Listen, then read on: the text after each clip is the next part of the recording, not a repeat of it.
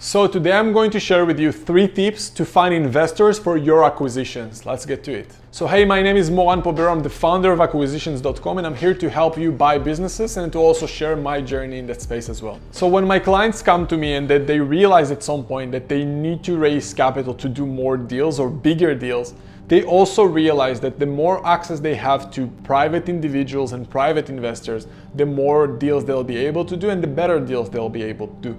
So some of the best questions that I'm getting are, okay, what do I do to find those investors? What rules do I need to have with all these investors? How do I even approach them? All of those different questions, and I want to explore some of those things with you today. So my first tip with investors is to remember that you are doing them a favor. It's not the other way around of them doing you a favor to help you with financing your deal.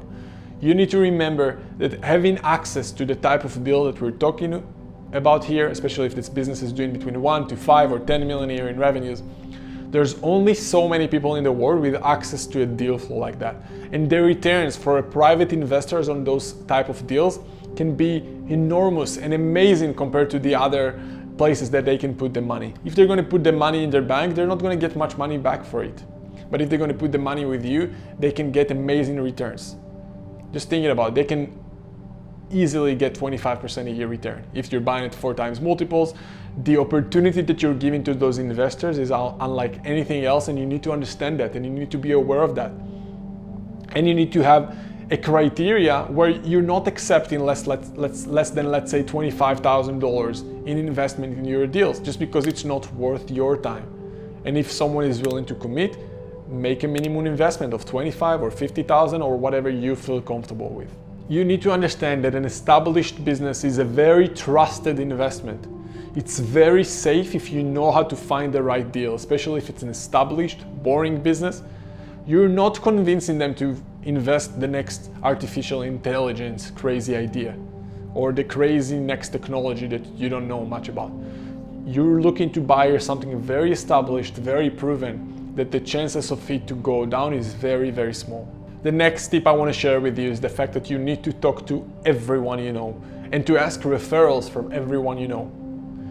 You can never know who have money and who don't. You'll be really surprised to know people who have a lot of money that you didn't even know. You know those people for many years, but you didn't know they have access to a lot of capital for hundreds of different reasons that we can expand in a different video, which means you need to talk to everyone and talk to everyone as if you assume that maybe you do, maybe you don't have the money. And you always ask for referrals. I would even suggest you that when you approach those investors, just say, hey, do you know by any chance someone who would be interested in a deal like that? Obviously after you present the deal to them. So talk to everyone and ask referrals from everyone and meet those people face to face ideally. You also need to remember to always follow up with those investors. Like everything in life, the money is in the follow-up. When you look for deals, you always want to follow up, because I'm telling you, I get sometimes messages from people after 6 months, a year that I reached out to them. Because they have that period where they see results, they see what's possible. You can even present to them progress about your deals. So you always want to follow up every month, every 2, every 6, whatever you feel comfortable with. But you never want to leave them completely alone if it's the first time they told you no. It's like a business that is doing marketing.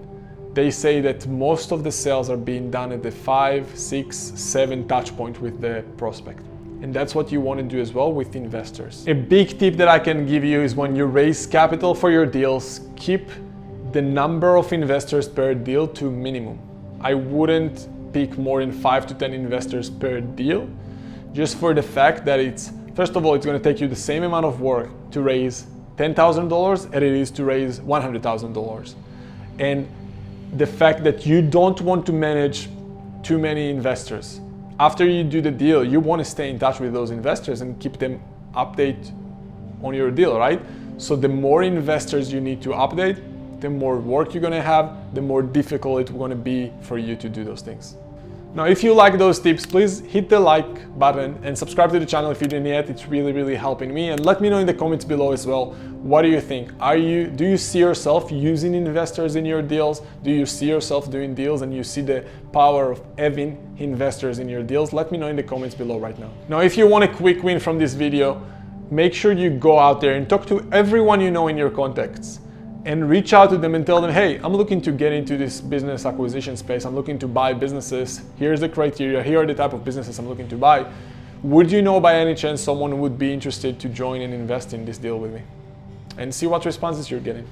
Now, if you're watching this video, you're probably following QLA and Dan Penny as well. So I created a video specifically to show you how to do QLA with other people money with OPM. So I created this video for you. Go and watch it right now and I'll see you there.